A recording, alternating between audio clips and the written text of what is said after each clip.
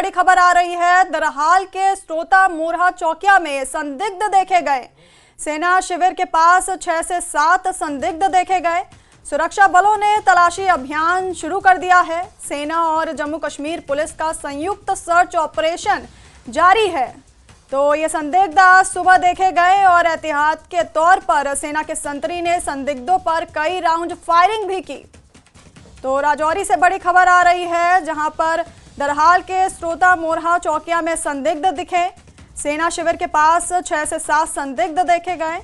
सुरक्षा बलों का तलाशी अभियान अभी जारी है और एहतियात के तौर पर सेना के संतरी ने संदिग्धों पर कई राउंड फायरिंग भी की।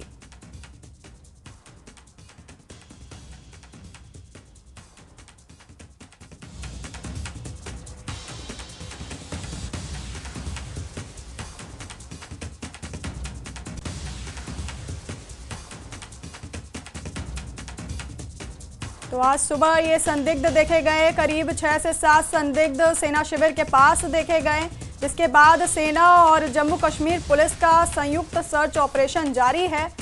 दरहाल के स्रोता मोरहा चौकिया में ये संदिग्ध देखे गए। सेना शिविर के पास ये दिखे, जिसके बाद सेना के संतरी ने संदिग्धों पर कई राउंड फायरिंग भी की।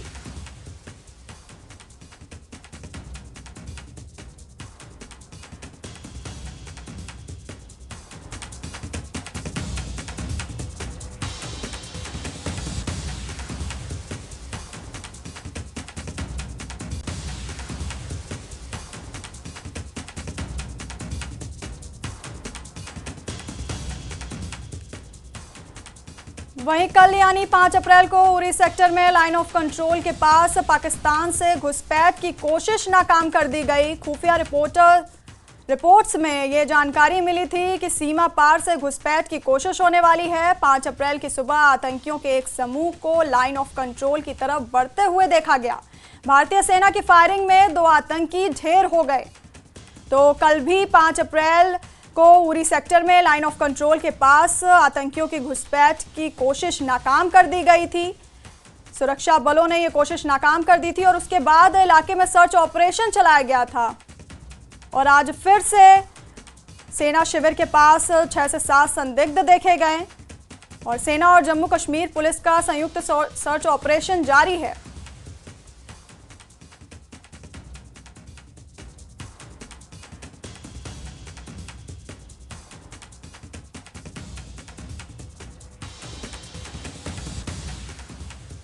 तो राजौरी से बड़ी खबर है। दरहाल के स्रोता मोरहा चौकिया में संदिग्ध देखे गए। सेना शिविर के पास ये 6 से 7 संदिग्ध देखे गए, जिसके बाद सेना के संतरी ने संदिग्धों पर कई राउंड फायरिंग भी की और सेना और जम्मू कश्मीर पुलिस का संयुक्त सर्च ऑपरेशन जारी है।